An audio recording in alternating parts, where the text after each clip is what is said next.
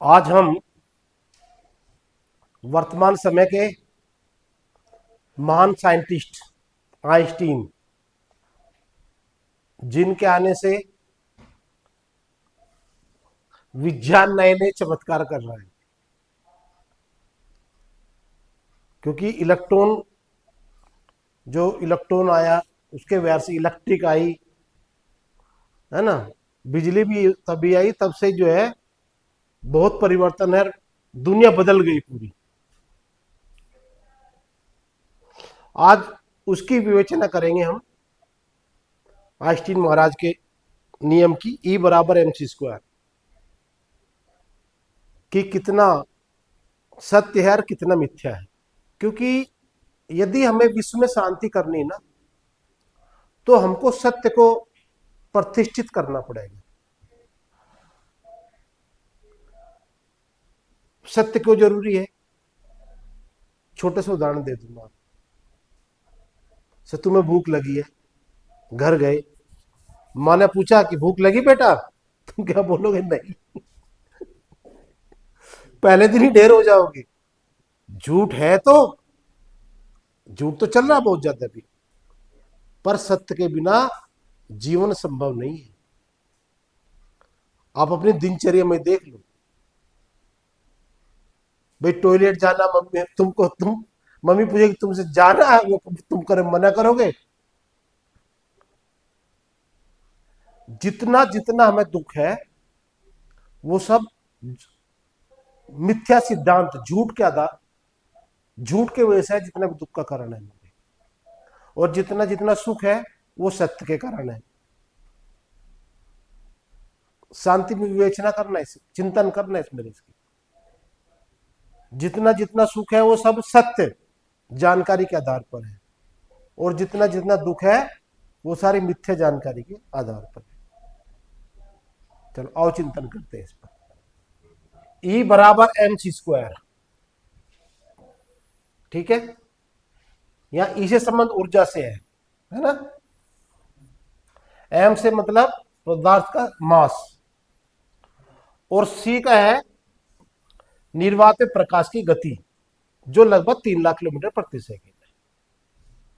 ठीक है, चलिए यहां तक सही है। आगे चलते हैं। हाँ, अब इस सूत्र का सार क्या है? ई बराबर एम सी स्क्वायर। देखो, सी तो क्या है? प्रकाश का वेग हो गया, एक कांस्टेंट ही है। तो ई बराबर एम हो गया, ऊर्जा बराबर मास। तो इससे क्या लग रहा है ये, कि जो मटेरियल है ये ऊर्जा उसी की है। मतलब ये ये मटेरियल है, और ये ऊर्जा भी है। जब ऊर्जा है कि नहीं है, पर ये ऊर्जा इस मटेरियल की नहीं है, ये ईश्वर की है ऊर्जा। प्रकृति के जो अनंत अणु है वो तो निष्क्रिय अवस्था में पड़े हुए हैं, है कि नहीं है? इसमें बल किसने लगाया? जो रश्मि बनाई है, जो रश्मि बनी है, ये रश्मि बनी है, इससे किसने पिरोया है इसको? तो हम क्या मानकर चल रहे कि ये जो मटेरियल है ना, इसी की ऊर्जा है।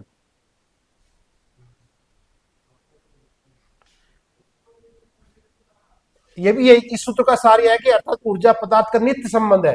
भाई बराबर हो गया ना, तो नित्य संबंध हो गया ना। एवं वैज्ञानिक ऊर्जा पदार्थ की ही मान रहे हैं। हाँ समझो कि नहीं?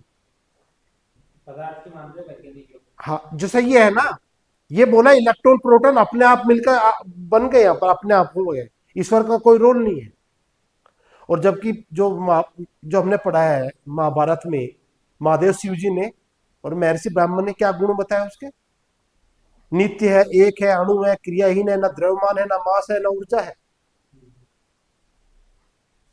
तो हमारी ऊर्जा का, हमारी ऊर्जा ईश्वर की है, और वो मान ले पदार्थ की, तो इस ईश्वर की उनको जरूरत ही, और सारा गड़बड़ घोटाला ये भी होगा। और आगे चर्चा करते हैं। जबकि वैदिक विज्ञान मत अनुसार विज्ञान का यह ऊर्जा, विज्ञान यह ऊर्जा ईश्वर की है, ना कि पदार्थ की है। और ये मानने इसलिए, इसलिए इनका ये कथन मिथ्या है यहां तक का, और यही हमारे दुख का कारण है। क्योंकि जब हम ऊर्जा पदार्थ की माने, तो फिर ईश्वर की क्या जरूरत है?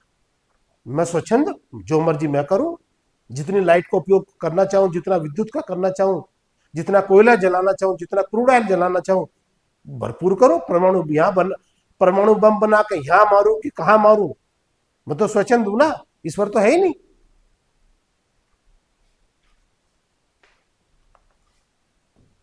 अब हम इसकी और विवेचना करेंगे।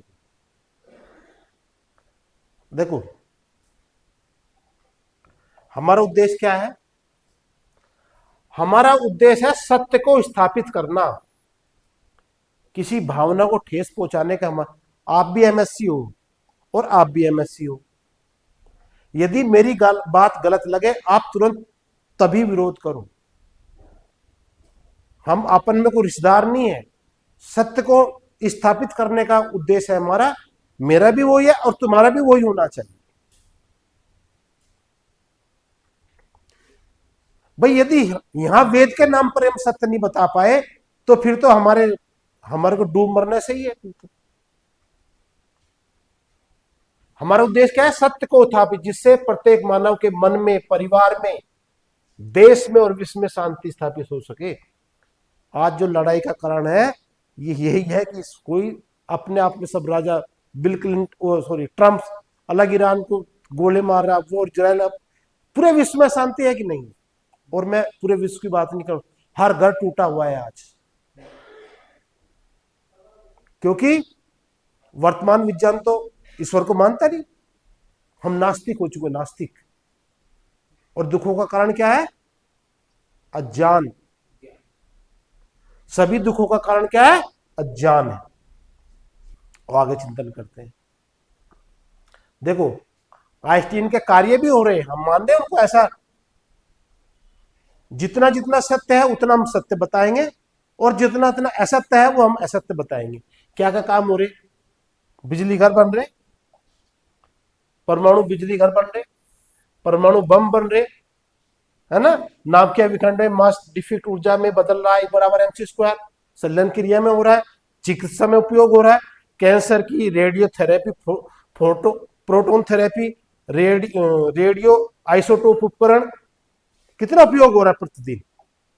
हो रहा है कि नहीं हो रहा? और जब उपयोग हो रहा है, तब तो कुछ तो बात सत्य है इसमें, पूरी झूठ नहीं है। और न मैं कह रहा हूं, आधा सत्य है आधा झूठ है, उसी की हम विवेचना कर रहे। अंतरिक्ष में यान में रेडियो आइसोटोप ऊर्जा, रेडियो कार्बन डेटिंग, जो अपन आयु पता चला, आयु ये इसकी कितनी होगी वो भी से करे, और नाभिकीय बंधन ऊर्जा आदि, ये भी हम शोध इसी पर कर रहे हैं। चलो अब आगे चलते हैं। विवेचना करिए हमने, इस नियम में ऊर्जा का व्यवहार वेद सम्मत है।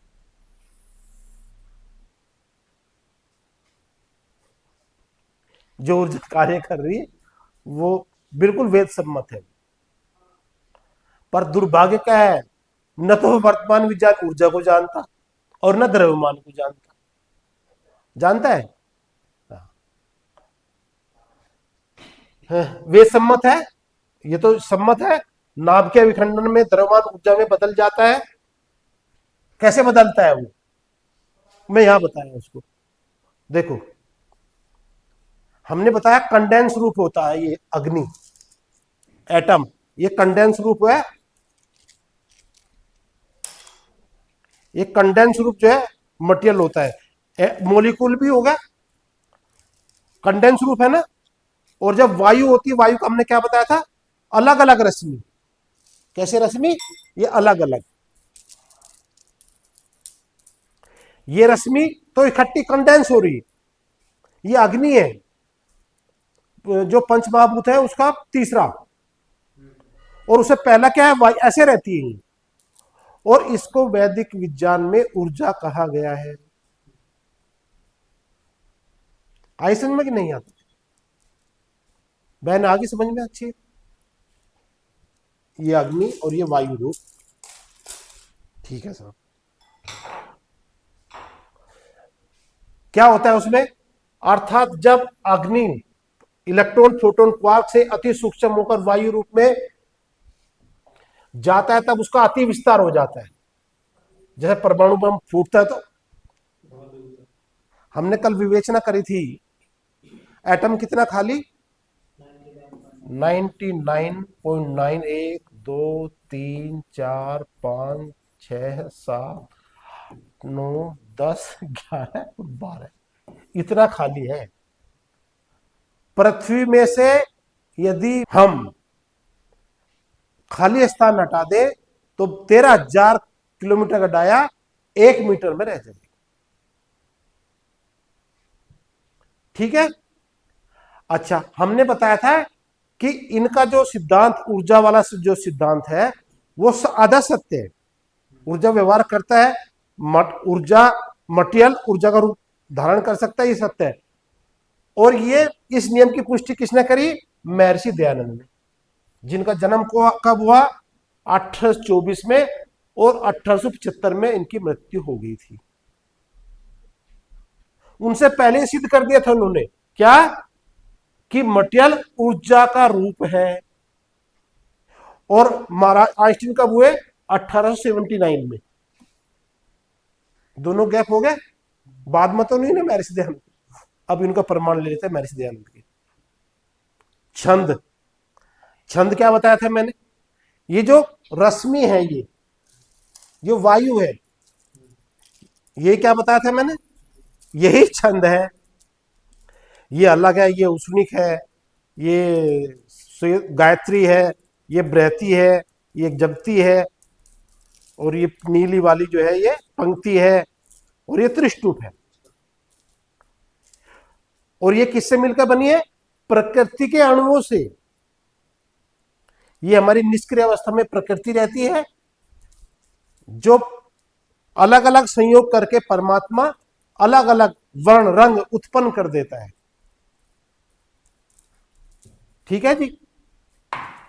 तो ये छंद, छंद है, मंत्र है, क्या क्या है ये, क्या बता रहे महर्षि दयानंद, क्या लिखते हैं, प्रकाशनम, क्या है, प्रकाश रूप है ये। और क्या बता, ऊर्जनूम, ऊर्जनम, पुष्टि कर दी, किसका रूप है ये, बल रूप है, बलकारी है, बल देने वाला है, बलम है। और सुनो, जितने भी आर्य समाजी है ना, इस सिद्धांत को ही नहीं मान रहे। या भी और कुछ है। ये कह रहे हैं कि हम नहीं मानेंगे इसको, जो छंद है ये ऊर्जा रूप है, हम नहीं मानेंगे।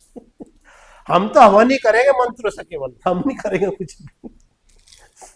कैसा कैसा मरना हो गया ये समझ में नहीं आ रहा भाई। महर्षि दयानंद का प्रणब यजुर्वेद भाष्य में देखना चाहो तो देख लेना, अपने यहां सारे रखे। ठीक है भाई, आए समझ में। छंद क्या है, प्रकाश रूप है, ऊर्जा रूप है, बल रूप है, बलकारी, अर्थात पदार्थ ऊर्जा रूप है। ठीक है। आप आगे चलते हैं सब। अब परंतु वर्तमान विज्ञान न तो द्रव्यमान को जानता है और ना ऊर्जा को जानता है। यहां भी मरना हो गया। मैं दुख का कारण क्या है, अज्ञान, असत्य, मिथ्या सिद्धांत। वो कह रहा है हमें नहीं पता भाई। ऊर्जा के बारे में रिचर्ड पी फाइनमैन क्या कह रहे हैं, it is important to realise that in physics today we have no knowledge of what energy is. क्योंकि ईश्वर को जानेंगे तो इसकी एनर्जी पता चलेगी, जब ईश्वर को नहीं जाने तो एनर्जी कैसे जानेंगे। आई समझ में कि नहीं बात। ठीक है। अब आगे क्या, अब मास मास की बात कर रहे हैं ना, मास को भी सुना देता, मास की कहानी तो और विचित्र है, बहुत विचित्र है मास की कहानी। देखो क्या कहता है वर्तमान विज्ञान, कितना विचित्र बात है। क्या कहता है, वर्तमान विज्ञान हिग्स बोसोन को कणों के द्रव्यमान का कारण मानता है। किसका है द्रव्यमान, और इसका द्रव्यमान 133 गुना है प्रोटॉन से। कितना गुना, और इलेक्ट्रॉन का 2.5 लाख गुना। तो हमारा कहना यह है कि इसमें द्रव्यमान कहां से आया, और जहां से उसमें आया है वहां से डायरेक्ट इसमें, डायरेक्ट उसमें नहीं आ सकता प्रैक्टिकल में। भाई इलेक्ट्रॉन में डायरेक्ट नहीं आ सकता क्या जहां से इसमें आया, समझ में आई बात की नहीं। हिग्स बोसोन से आया, वो क्या, इलेक्ट्रॉन मास किससे आया, हिग्स बोसोन से आया। और हमारा कहना क्या है कि उसमें कहां से आया, और नई नई थ्योरी कर रहा, नहीं नहीं। देखो ये प्रश्न हमने उठाया, इसमें प्रश्न यह उठता है कि यदि सृष्टि के सभी कणों में द्रव्यमान का कारण हिग्स बोसोन है, तब हिग्स बोसोन द्रव्यमान का क्या कारण है, पूछेंगे नहीं उनसे। फिर नित नई कल्पना प्रस्तुत कर रहा हूं, क्या क्या कह रहा है, नाना प्रकार की कल्पनाएं। कल्पनाओं से तो हम मरे हुए हैं, 2040 में फाइल निपटेगी सभी की, अंडा खाओ, मांस खाओ, मछली खाओ, सब। उनका कहना है सभी कणों का द्रव्यमान हिग्स फील्ड और हिग्स बोसोन है, परंतु हिग्स बोसोन में द्रव्यमान का कारण हिग्स फील्ड ही है। वो कह रहे यही फील्ड है। यदि हम इस पर यह प्रश्न करें कि हिग्स बोसोन से पृथक हिग्स फील्ड क्या पदार्थ है, यदि किसी कण में हिग्स फील्ड से ही द्रव्यमान आ सकता है, तब अन्य कणों में द्रव्यमान के लिए हिग्स बोसोन की आवश्यकता क्या होगी। समझ में आ गया ना हमारा कहना भाई। और हम तो, द्रव्यमान का क्या कारण है हमारे वैदिक विज्ञान में, देखो जी, यह है मूल प्रकृति। जब परमात्मा इनमें 3 गुण व्यक्त कर देता है, सत, रज और तम, तो तम की वजह से इसमें द्रव्यमान आता है, और उस पहले पदार्थ को हम महत कहते हैं, और वही हमारा विद्युत रूप है, और वही ऊर्जा रूप है हमारी। ठीक है। अब वो तो आधुनिक वैज्ञानिक के पास नहीं, जवाब नहीं है साबित को सब। अब मैं भी क्या बताऊं। अब देखो थोड़ा सा और समझ लेते हैं इसको। उपरोक्त सूत्र को समझने से पहले हमें गुणी और गुण क्या होते हैं इसे समझना है। गुण और गुणी, गुणी अर्थात पदार्थ के साथ हमेशा उसका गुण रहता है। गुणी के साथ क्या रहेगा, गुण रहे। जैसे जिसे गुण है हुआ पदार्थ, इसको कहे गुणी। गुण एक मटेरियल है, उसका पदार्थ, सॉरी गुण एक क्या पदार्थ है, उसे क्या क्या है, गुणी। जैसे मेरे हाथ में पेन है, तो ये गुण है, हाँ गुणी है। नहीं, ये है गुणी, ये हो जाएगा गुणी। इसकी लंबाई क्या हो जाएगा, गुण गुण हो जाएगा। इसका द्रव्यमान क्या हो जाएगा, वो भी गुणी का ही जाएगा। भाई इस पेन का द्रव्यमान वो गुणी, इनका नित्य संबंध है। पेन जहां रहेगा ये लंबाई रहेगी साथ की नहीं। इस पेन के तरह दूसरा दूसरा पेन होगा, उसकी लंबाई अलग रहेगी, पर हम इस पेन की बात कर रहे हैं, इसका द्रव्यमान में निश्चित होगा। तो ये गुण और गुणी का नित्य संबंध होता है। ठीक है, आया समझ में कि नहीं।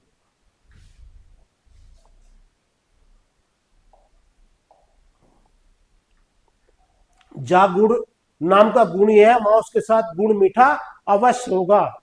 गुण और गुणी का नित्य संबंध होता है। आगे ना समझ में, गुण पदार्थ ये उसको गुणी बोलेंगे पेन को, और गुण इसके जो मास होगा, लंबाई चौड़ाई होगी, जो भी इसकी गुण होंगे, और इनका नित्य संबंध है। अब देखो, अब जो आइंस्टीन का जो सूत्र है क्या कह रहा है, E बराबर mc², है ना। तो इसमें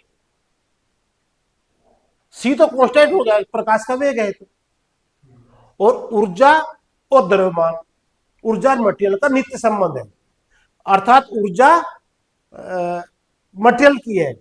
यह कथन वैदिक विज्ञान से मिथ्या है। ठीक है। अब आगे चलते हैं। जिस मूल पदार्थ से यह सृष्टि बनी है उसमें अपना न कोई ऊर्जा है, न कोई द्रव्यमान है, न कोई गति है गति उसमें नहीं, कोई गति नहीं है। और हमने यहां प्रमाण किसके दिए हैं, ऋषियों के दिए।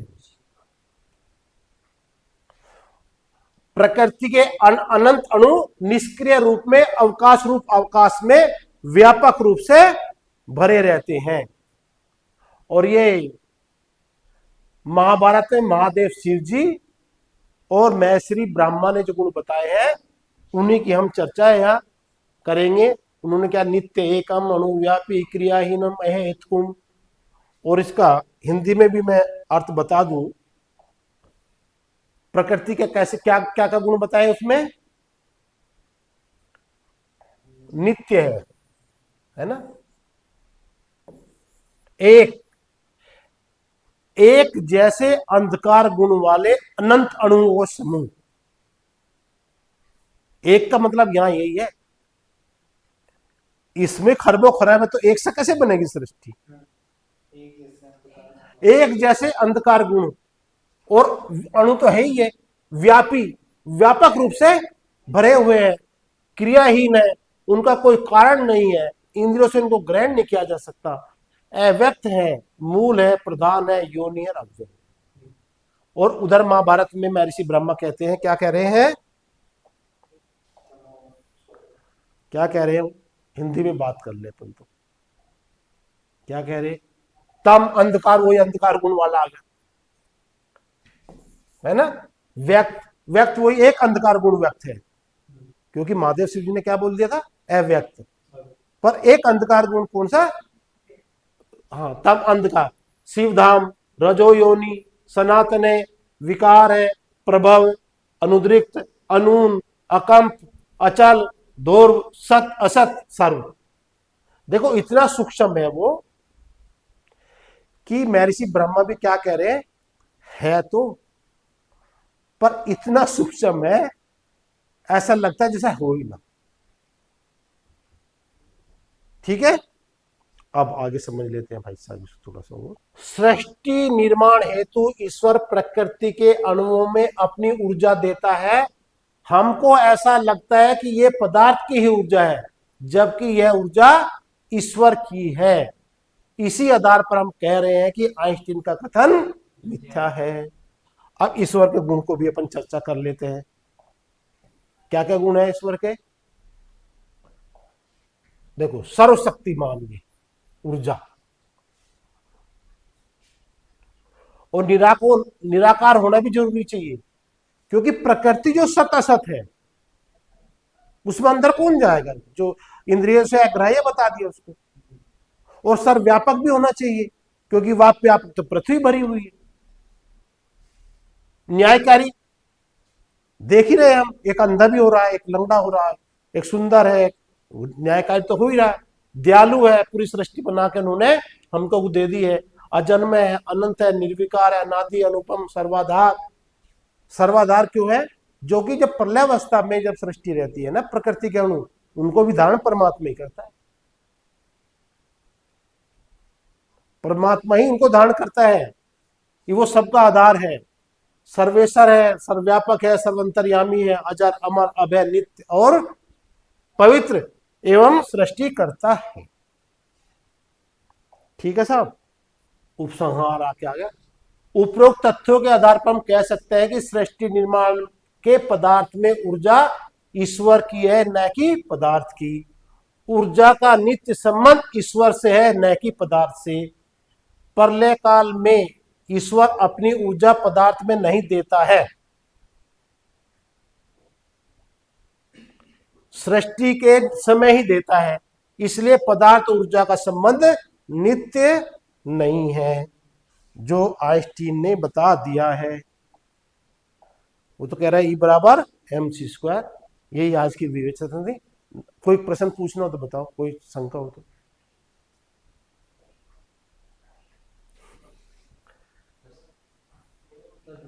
हाँ, तो प्रलय काल में क्या सारी ऊर्जा एक साथ खींच लेता है कि धीरे धीरे खींचता है? देखो खींचता तो कुछ नहीं है, वो तो यहाँ भी है वहां भी है। जैसे स्पर्श मैं कर रहा हूँ, स्पर्श उसको देखो, ये तो ये प्रकृति है।